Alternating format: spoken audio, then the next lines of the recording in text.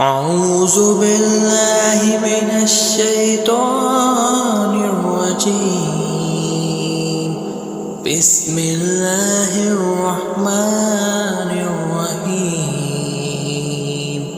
ألم نشرح لك صدرك ووضعنا عنك وزرك الذي أنقض ظهرك ورفعنا لك ذكرك وإن مع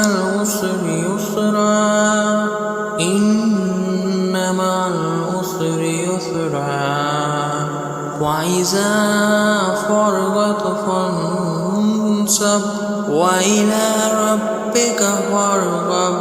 صدق الله العظيم.